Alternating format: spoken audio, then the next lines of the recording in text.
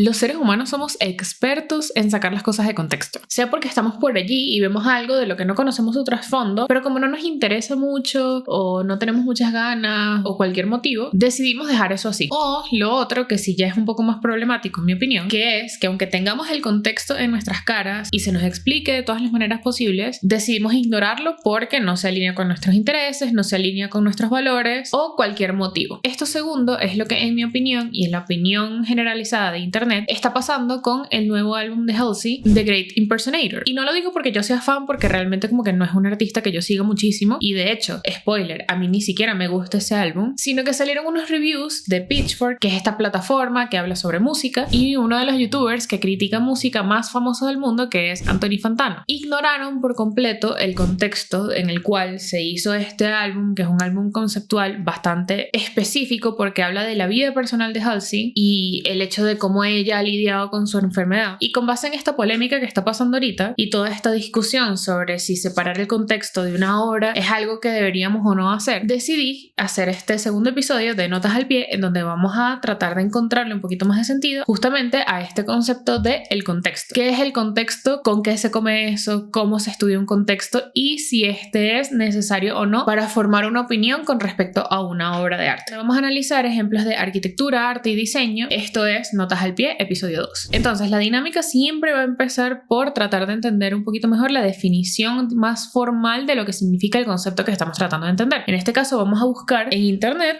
qué conseguimos sobre lo que significa la palabra contexto. Entonces, lo primero que me salió cuando busqué contexto es la definición formal, digamos, dentro de la RAE, que es la Real Academia Española. Y justamente veo algo curioso que creo que nos va a empezar a pasar a lo largo de este video. La primera definición dice que el contexto es el entorno lingüístico del que depende el sentido de una palabra, frase o fragmento determinados. ¿Por qué me parece curioso? Porque fíjense que estamos buscando la palabra contexto en la RAE, que es un lugar en donde la parte lingüística tiene mucho peso, y la primera definición que conseguimos de la palabra contexto está filtrada bajo ese contexto del lenguaje. Si nos vamos a la siguiente definición, encontramos que contexto también puede significar entorno físico o de situación político, histórico, cultural o de cualquier otra índole en el que se considera un hecho. El contexto básicamente es lo que le da sentido a una cosa existiendo en un ambiente específico. Ahora vamos a ver qué dice Wikipedia, que a mí me gusta mucho revisarlo porque es como un consenso general de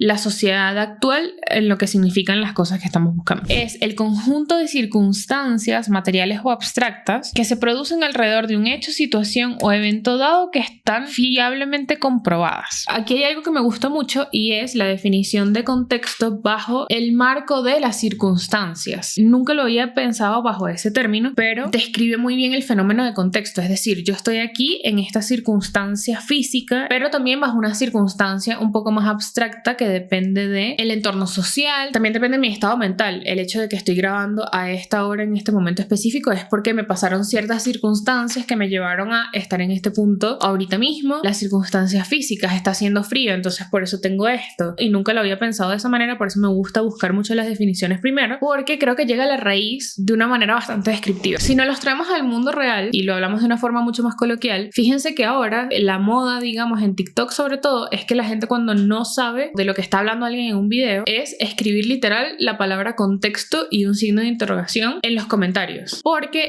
es esa información que me está faltando para comprender una situación específica o una circunstancia específica. En este caso puede ser que yo estoy hablando de este tema de Halsey y Pitchfork y Anthony Fantano, y alguien que no tenga ni idea de quiénes son esas personas me va a comentar a mí en un video cuál es el contexto de eso que tú me estás diciendo. Dame esa información que no la tengo para yo poder comprender al 100% de esos comentarios o esa opinión que tú estás dando. Y voy a aprovechar aquí de dar un call to action. Hay mucha gente que se pasa con escribir la palabra contexto y esperar que les den las cosas así en la mano, la información en la mano. Investiguen ustedes. Si un video te está hablando de todo este tema, por ejemplo, de Anthony Fantano y Halsey y Pitchfork, yo con decirte esas tres palabras las buscas en internet y ya te debería salir el contexto que le estás pidiendo al creador. Porque muchas veces ahorita es lo que está pasando en redes sociales, es que la gente le pone el peso al creador de explicar el contexto de lo que está pasando pasando, cuándo también es como, no sé si la palabra es responsabilidad, pero el interés público sí debería ser estar como al día con las cosas que están pasando. Si no tienen el contexto, también traten de buscarlo ustedes mismos. Y precisamente esa es una habilidad súper importante que tenemos que desarrollar. Entonces vamos a hablar un poquito de qué significa estudiar el contexto. Y para entender un poquito mejor la metodología de lo que significa estudiar el contexto, les voy a presentar una situación en la que estoy demasiado segura que todos ustedes han estado al menos alguna vez en su vida. Imagínense que los invitaron a un evento. ¿Y cuál es la parte más fundamental de arreglarse para ir a un sitio? ¿Qué me voy a poner? Si yo les digo que ustedes van a un evento, es demasiado general. Y ustedes me dirían a mí, ok, necesito un poquito más de detalles para saber qué cosas de todo lo que tengo en mi closet me voy a poner. ¿Es un evento de día? ¿Es un evento de noche? ¿Es un evento con mis amigos? ¿O es un evento de trabajo? ¿Es un evento casual? ¿Es un evento semiformal? ¿Es un evento formal? ¿Es una boda? Mientras más información y mientras más preguntas me empiezo a hacer, más empiezo como a encontrar las respuestas a ese problema que yo planteé al inicio, que es ¿qué me voy a poner? Imagínense que yo les digo que es una boda. Ya descartamos, por ejemplo, ponernos un blue jean o ponernos traje de baño. En líneas generales, no, obviamente hay millones de bodas, pero como que en el imaginario común que tenemos de lo que es una boda, nos estamos imaginando entonces, no sé, vestidos largos, tacones, maquillaje, peinado 100%, un saco, vestido todo de negro. Y no solamente las cosas que puedo hacer, sino las cosas que no puedo hacer por vivir en una sociedad. Y es, las mujeres no nos podemos vestir de blanco, a menos que sea una instrucción específica. Entonces, bueno, más o menos me van entendiendo. Frente a un problema de diseño, yo tengo que hacer preguntas para entender mejor el contexto y así poder dar una solución que se ajuste a dicho contexto. Empiezo con este ejemplo porque me parece que es más intuitivo entender el estudio del contexto desde la perspectiva del creador. Y qué mejor manera de hacerlo que con ejemplos. Por unos minutos vamos a tratar de mentalizarnos de que somos arquitectos y que estamos tratando de estudiar y entender distintos proyectos de diseño. Este es un screenshot que yo conseguí random de un lote cualquiera en alguna parte del mundo. Y nos vamos a imaginar que nos pidieron a nosotros hacer un edificio de apartamentos en este espacio que está acá. Entonces vamos a tratar de observar un momentico qué es lo que tenemos aquí. Si este es nuestro lote, entonces ¿qué tenemos alrededor? Tenemos unos edificios de este lado, tenemos unos edificios de este lado, tenemos unos edificios de este lado, pero tenemos una vista al parque en esta fachada. Si nos metemos un poquito ahorita en el papel de, ok, aquí va a vivir gente. ¿Qué es lo que yo querría de este edificio si yo me mudara hoy mismo allí? Pues yo me imagino que si yo tengo un parque enfrente, me encantaría tener vista a él desde mi casa, ¿no? Entonces toda esta fachada debería tener alguna relación con este parque. No lo voy a ignorar. Entonces esto ya me va condicionando las decisiones que voy a ir tomando, porque yo digo, ok, ¿cómo es la mejor manera de relacionar un edificio de apartamentos con un parque? A través de la vista, ¿no? Entonces aquí yo sé que esta fachada debería ser un poco más transparente o debería tener como las ventanas viendo hacia lo verde. Ya eso es una decisión condicionada por el contexto. Entonces capaz, por ejemplo, las habitaciones que estén para acá, pues si van a estar chocando con este otro edificio que yo tengo aquí, entonces el tratamiento tiene que ser un poco diferente, porque yo no quiero que me vengan cuando yo tenga la ventana abierta, ¿no? Entonces, bueno, digo, capaz esta fachada por este lado es más cerrada, pero entonces aquí adentro, ponte que pongo un patio interno y pongo árboles o vegetación aquí adentro para simular esto que está pasando acá y meterlo hacia el edificio. Entonces las zonas públicas de aquí adentro, es decir, la sala de la casa, el comedor, etcétera, todos están hacia este lado y las habitaciones más privadas se esconden hacia adentro para que se resguarden de la vista de afuera. Un montón de cosas, pero fíjense que solamente el hecho de que nosotros estamos viendo cómo está conformado este espacio en donde nosotros nos vamos a integrar empieza a condicionar esas decisiones de diseño que nosotros vamos a hacer aquí. Y esto es un ejercicio rapidito. ¿Y cómo se ve esto en un producto final? Gracias por preguntar. Les tengo un ejemplo aquí que es uno de los proyectos arquitectónicos más famosos del mundo, que es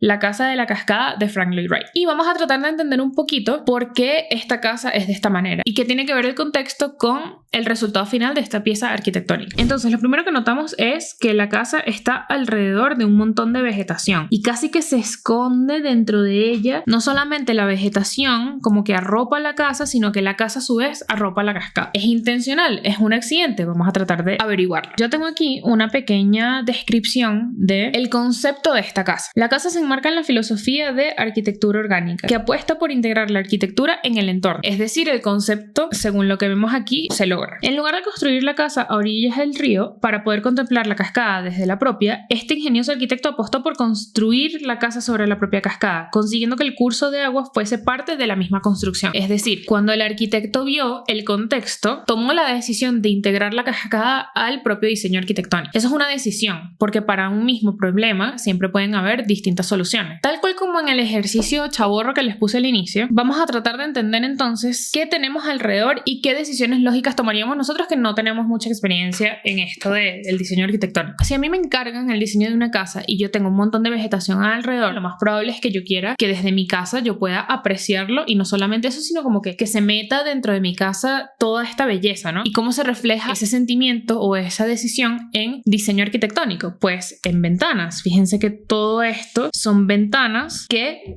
pues se relacionan directamente con lo que está afuera. Y no solamente son ventanas, sino que estas plataformas que se ven aquí son terrazas. Entonces significa que yo puedo salir y relacionarme directamente con la naturaleza a través del contacto un poco más físico. Vamos a verlo desde otro ángulo de la casa para que entiendan un poquito mejor. Fíjense que todas las decisiones se ven condicionadas por entender qué es lo que hay a mi alrededor. Miren cómo se traduce esto en esta decisión rarísima para una casa. Esto es una escalera que llega a la nada, pero la nada es como este estanquecito, como lo quieran llamar, porque imagínense que ustedes están aquí y se sientan, no sé, a leer. Tienen el montón de árboles y tienen este estanquecito de agua. Aquí arriba, lo que les estaba comentando, estos son unas terrazas y tú puedes venir y pararte aquí y relacionarte directamente con lo que está afuera. Y eso en cuanto al diseño de espacios, pero también podemos tomar en cuenta el color y los materiales que se utilizaron, porque si ya yo estoy tomando una decisión de envolverme con el entorno, no lo voy a hacer solamente con la espacialidad, sino que también,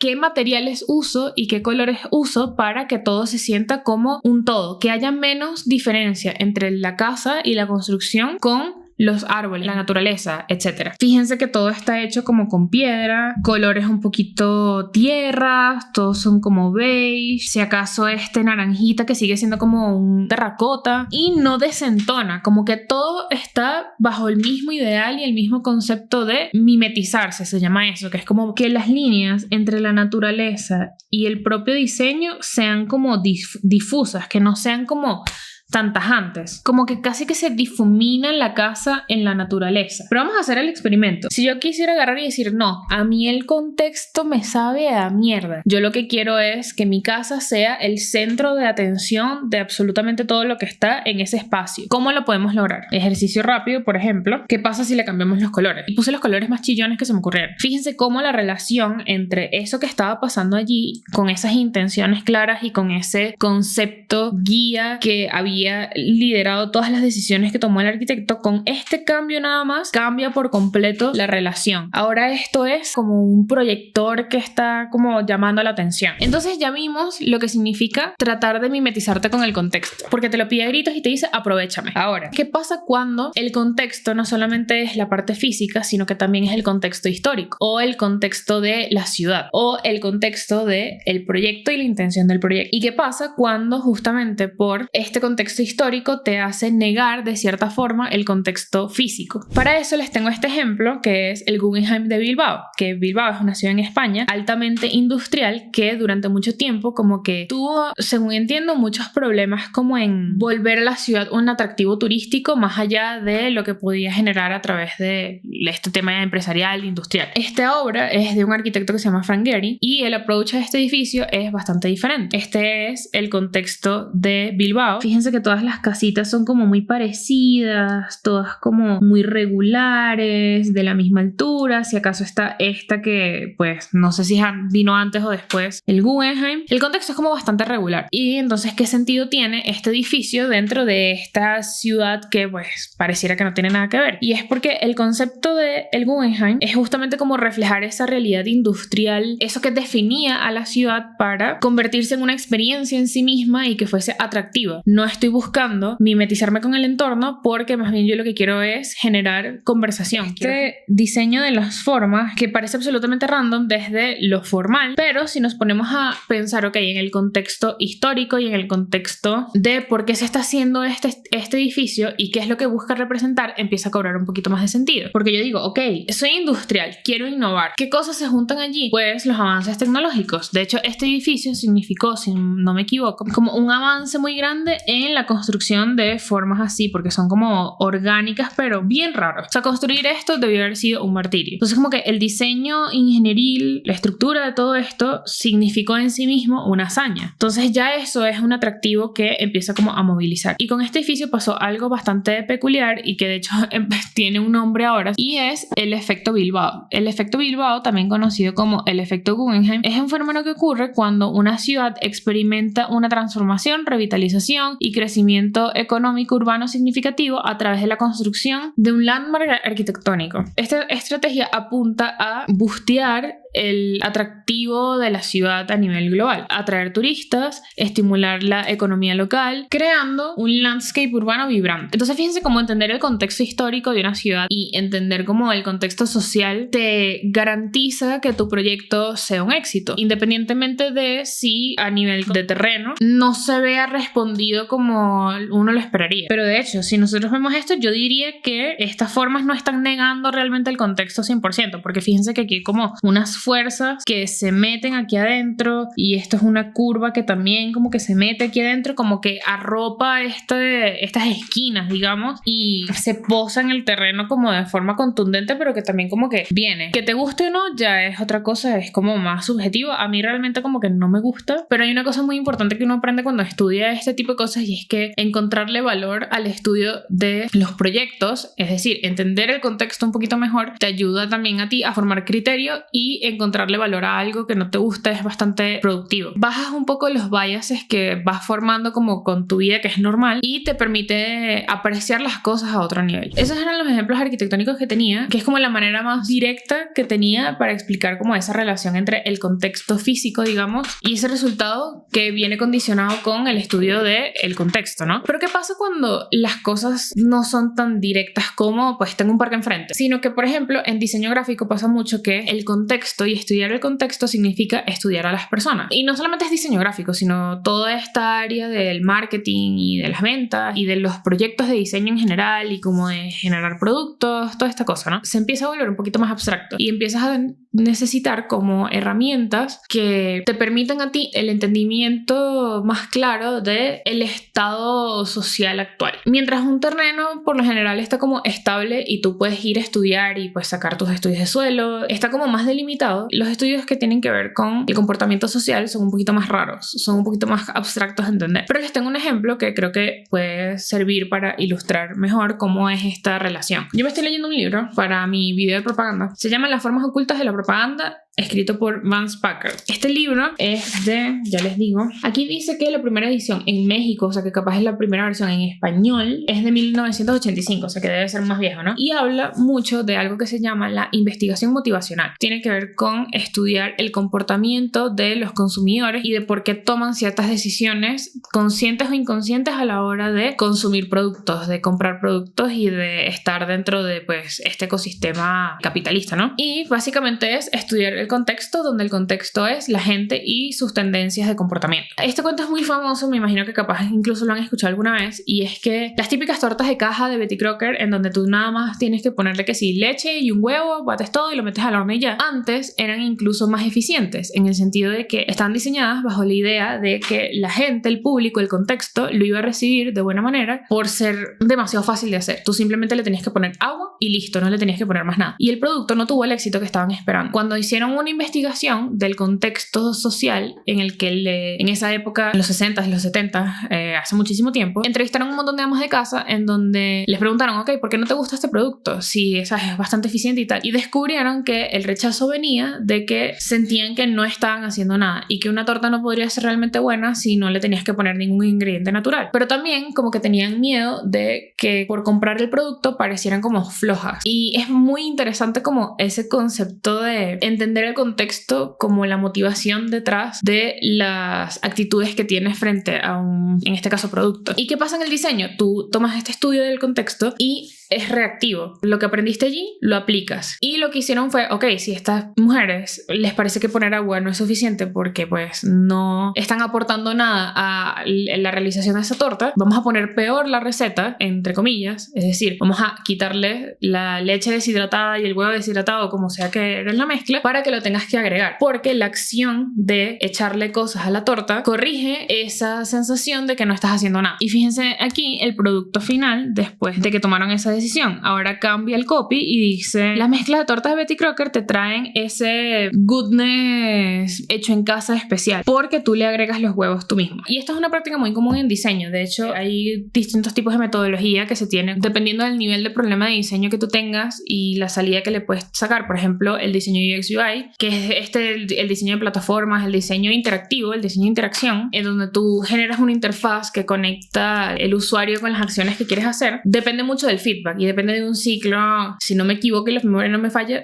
esa metodología es el design thinking, en donde primero estudias el contexto, sacas conclusiones, tomas decisiones, haces el diseño, lo sometes a feedback, haces los arreglos necesarios y el ciclo continúa y continúa y continúa, porque nunca es un producto tipo, no es un libro que yo saqué y lo imprimí y lo entregué, sino que es una cosa que está en constante actualización. Ahora que ya sabemos entender el estudio del contexto como creadores, creo que ya llegó el momento de darle la vuelta y tratar de entender esto como espectadores. Son dos caras de la misma moneda, pero sí creo que hay una diferencia fundamental, y es que cuando nosotros somos creadores, nosotros sabemos que la responsabilidad de estudiar el contexto recae en nosotros, porque se nos entrena para eso desde que empezamos a estudiar. Cualquier persona creativa sabe que todo el tiempo te van a estar mandando a estudiar referentes y estudiar los contextos y estudiar el contexto histórico, pero si no estás dentro de ese rubro y no estás dentro de ese contexto, justamente no estás acostumbrado a ver o a identificar esas decisiones que se tomaron detrás de cámara en absolutamente todo. Por poner un ejemplo, alguien decidió el color de este mueble, alguien decidió el tipo de hilo que se iba a usar para tejer este suéter, alguien decidió el sabor del chocolate de los pirulines, alguien decidió absolutamente todo, pero no todo el mundo está consciente de este proceso, y es lo que empieza a llevar a estos malentendidos cuando ignoramos el contexto.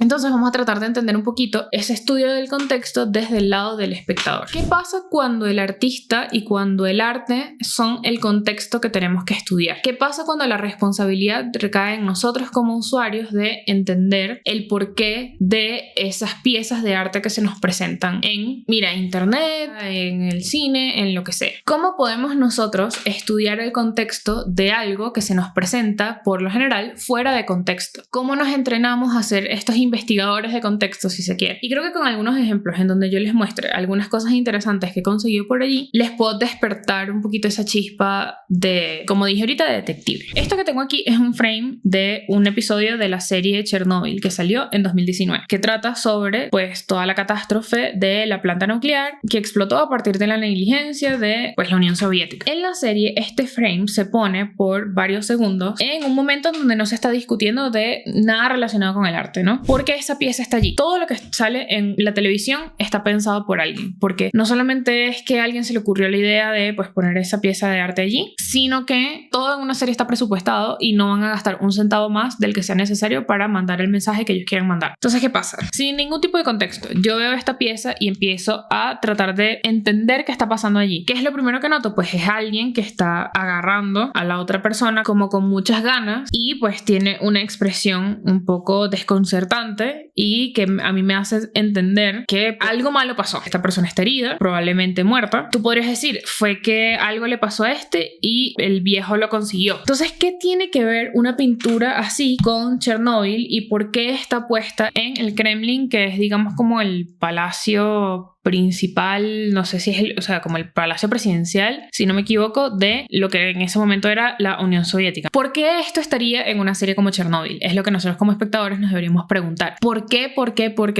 ¿Cómo se llama esta obra? Esta obra se llama Iván el Terrible y su hijo. ¿Cuál es la historia detrás? Se dice que Iván el Terrible mata a su hijo de forma accidental, y al matarlo de forma accidental podemos ver en su expresión arrepentimiento. Se dejó llevar por la ira y ahora se está enfrentando con las consecuencias. qué nos está tratando de decir el creador de la serie con esta información. Yo les tengo aquí unos comentarios que resumen más o menos también como mi interpretación. La pintura para mí siempre ha sido acerca del arrepentimiento, sobre ese deseo en pánico de regresar, como que 10 segundos antes en el tiempo podrían deshacer un error que se cometió. El tema no podría estar más spot on con el tema de Chernobyl, ¿no? Las muertes por radiación en este episodio demuestran el verdadero horror de la situación, porque en este episodio en donde sale esta pintura, como que por fin empiezan como a entender, ok, no es una tontería lo que pasó y como hemos tratado de esconder días anteriores, sino que nos tenemos que enfrentar a esta realidad del horror que realmente se cometió. Y pues la pintura refleja esto, este sentimiento de, ok, ojalá poder regresar en el tiempo y arreglar la situación que ahora es demasiado tarde.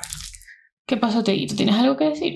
Colgar esta pintura en este pasillo tan calmado, como decadente, es la metáfora perfecta para el pánico interno que están experimentando nuestros personajes, a pesar de su calma exterior que les están obligando a demostrar, ¿no? Porque para el que haya visto la serie o para el que esté como al tanto del contexto, digamos, histórico de pues el desastre de Chernobyl, el autoritarismo típico de la Unión Soviética era tratar de esconder lo mayor posible los problemas internos para parecer una nación pues fuerte. Y eso no solamente de la Unión Soviética, eso es, por lo general, los gobiernos del mundo son así. Y por ejemplo aquí esta misma conclusión, que es la gente en el Kremlin, o sea, la gente en el poder en la Unión Soviética estaban matando a sus propios hijos, porque pues el desastre de Chernobyl tuvo una cantidad absurda de víctimas, no solamente en ese momento, sino por muchas generaciones. Entonces, teniendo en cuenta estos ejemplos que acabamos de ver, se nos empiezan a presentar algunas preguntas. ¿Necesitas entender todo el contexto de algo y tener absolutamente toda la información de algo para generar una opinión sobre una pieza de arte? Mira, yo creo que no, porque pues la mayoría de las veces se nos van a presentar cosas fuera de contexto. Y yo personalmente creo que la primera reacción que tengas al enfrentarte a una pieza de arte es igual de válida que la segunda, la tercera, la cuarta, la quinta vez que veas esa misma cosa a nivel de validez. Tú puedes opinar lo que sea con cualquier pieza e incluso puedes cambiar de opinión mientras más vas investigando y más te vas informando. Totalmente válido. Ahora, es necesario tener el contexto y aprender del contexto para entender esa pieza, y no solamente para entender la pieza, sino para emitir una opinión desde la lupa de la crítica.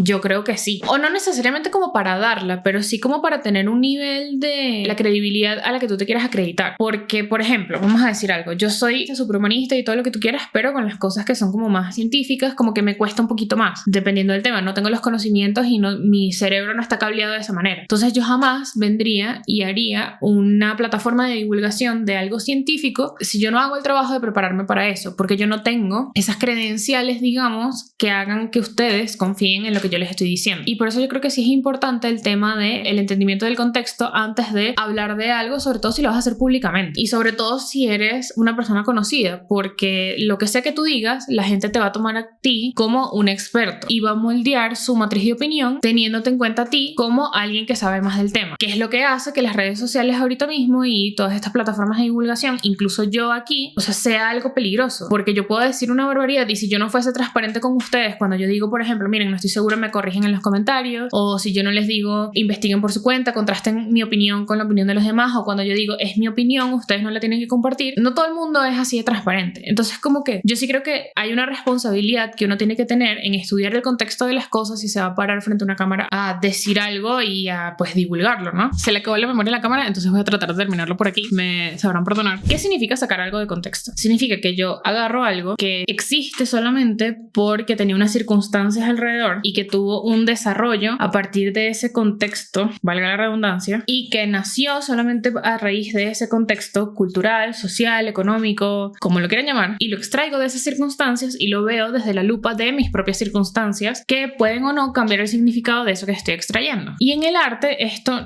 es un error, en mi opinión, cuando estás juzgando el trabajo más que dando tu opinión. ¿Qué pasa con Halsey? Les voy a poner en contexto. Pitchfork, la plataforma esta que hace como reviews de música en general, sacó este artículo sobre el álbum The Great Impersonator de Halsey. No lo voy a leer completo, así que porfa vayan a verlo para que puedan sacar sus propias conclusiones, y también el video de Anthony Fantano, porque yo voy a poner los extractos aquí que me funcionan para el video. Vamos a tratar de entender un poquito mejor el contexto de qué es lo que pasa con este álbum de Halsey. Es el quinto álbum de estudio de Halsey, que concebió como un álbum conceptual creyendo que este iba a ser su último proyecto después de haber sido diagnosticada con lupus y con una forma poco común de leucemia. Contiene reflexiones sobre enfrentarse a pues la posible muerte y su lucha personal con el tema. Y parte de la conceptualización del álbum es que agarró un artista que la ha inspirado en su carrera profesional y como que cada canción refleja o está directamente relacionada con esta Cher, está Kate Bush, está Stevie Nicks, Bruce Springsteen, Britney Spears, etc., ¿no? Y si nosotros nos metemos a leer las letras de las canciones, o sea, se ve bastante fuertemente que el álbum habla sobre su trayectoria y su viaje con hacer las paces con el hecho de que se puede morir en cualquier momento. Cada par de años ahora, un doctor me dice que estoy enfermo. Primero fue mi cerebro y después mi dolor en el esqueleto. Y no recuerdo en cuál específicamente, pero hubo una que yo,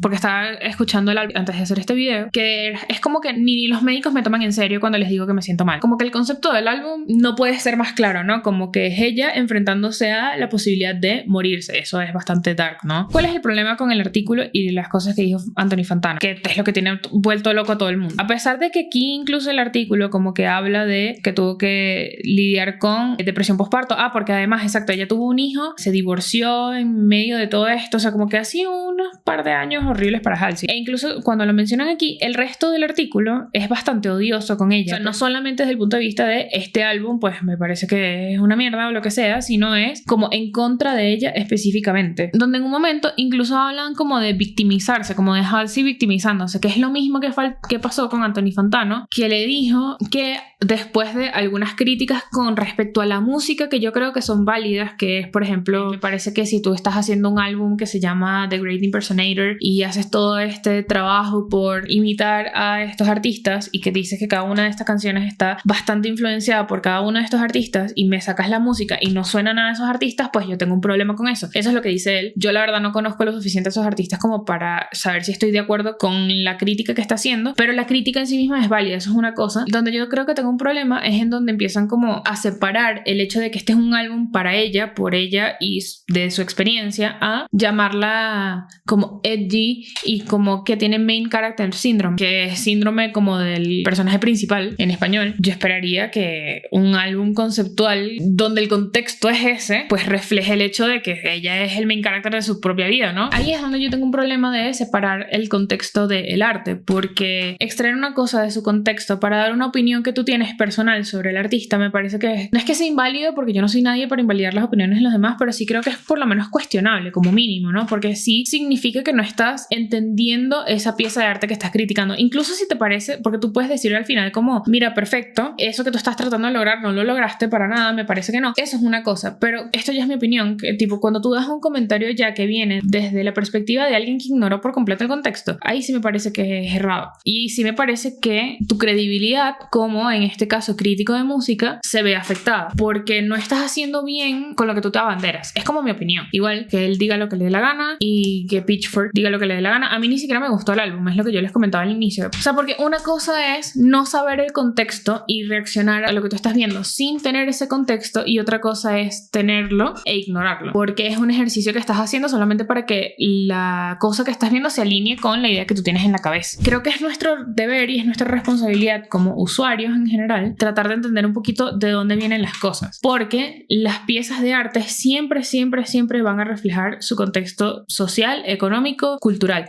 siempre. Por ejemplo, rapidito, fíjense la diferencia entre todos estos son columnas, es decir, esto es transparente. Un montón de columnas, tú puedes entrar y salir libremente, porque el ideal que había en este periodo histórico era la democracia y eso se refleja en la arquitectura. Comparémoslo con, por ejemplo, esto es una fortaleza. Esto significa que ni porque tú quieras puedes atravesar esto, mientras en el otro lado el ideal era pues todos estamos al mismo nivel, todos tenemos que compartir el voto público, la filosofía, todas estas cosas. Aquí este edificio nos dice, cuando se construyó esto la gente se estaba cayendo a coñazos y yo voy a protegerme dentro de esta fortaleza. Miren la diferencia en estos muros gruesísimos con estos pilares que me permiten la circulación de adentro hacia afuera. Esto me cuenta una realidad muy diferente a esto. En el arte podemos encontrar la realidad del contexto siempre.